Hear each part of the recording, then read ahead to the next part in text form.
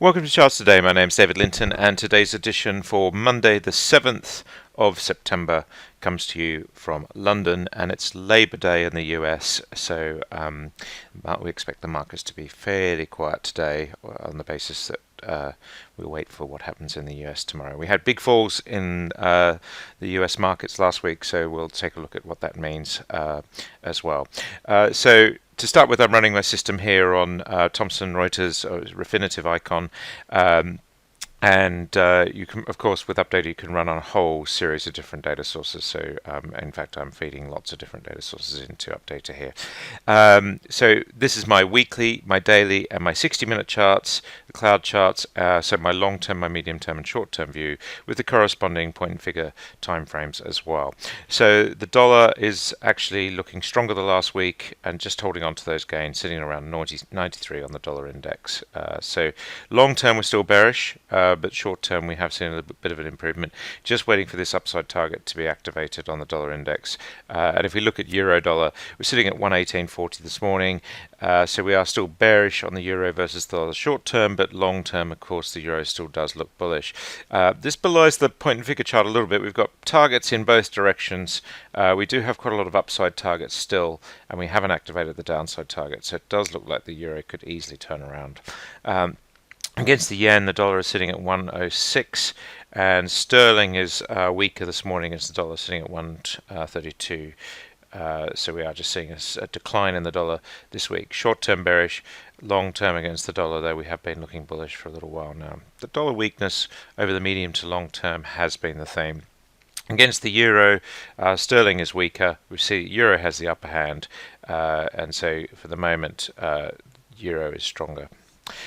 Taking a look at Bitcoin, we're sitting at $10,100, so we're really falling away here on Bitcoin. We were as high as 12,000.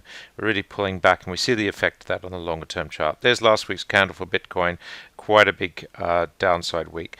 And generally speaking, most markets were spooked last week. We saw the S&P 500 down a further 2% on Friday, after down 0.8% on Friday after big falls on Thursday, of course, and that gives us a bearish engulfing candle for the week. So this is a little bit of a concern for the market. We are back below the cloud. That's bearish short term. First time that's happened for several weeks, and so we are looking bearish. And of course, the Nasdaq was down 5% on Thursday and down a further 3% on Friday, and that's put us into bearish territory as well.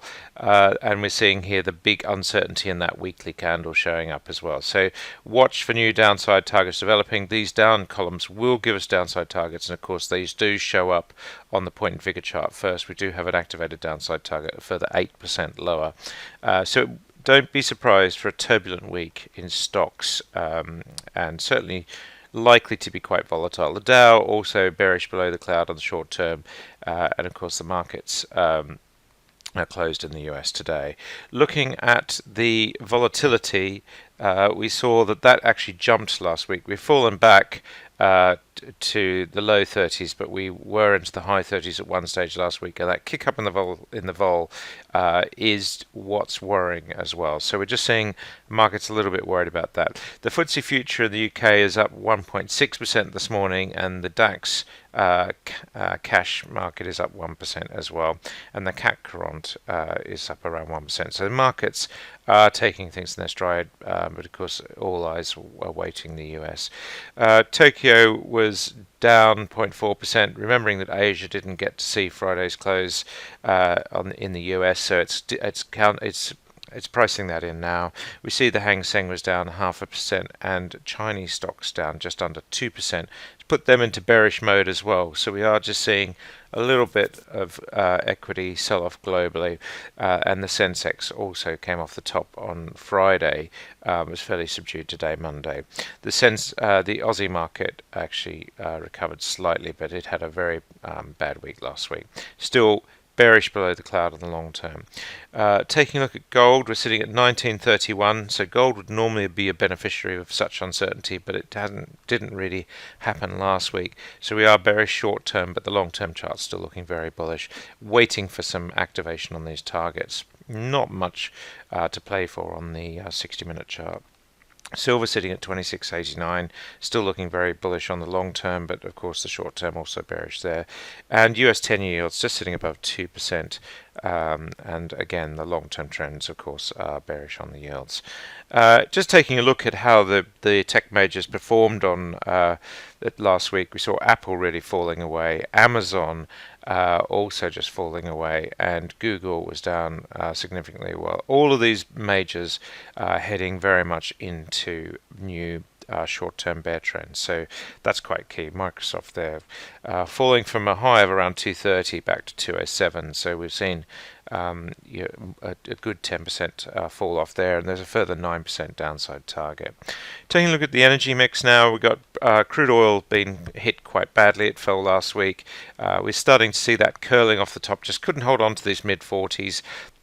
We are back today at around 42. A move below 41.50, the low set at the start of today, would be bearish. And of course, we've got downside targets now to 40.15 and 40.65. So it does, and if we break to new lows, we activate downside targets to 36. So it does look like crude oil could have a relapse, and our stance is bearish for crude this week.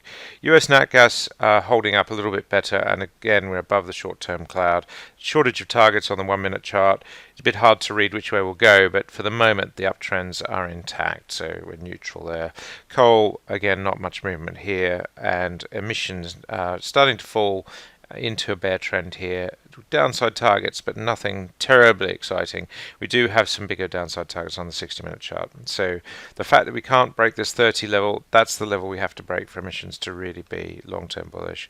We've got MBP down 3% this morning, but the trends are still holding up here. So it's a bit early to call gas markets lower.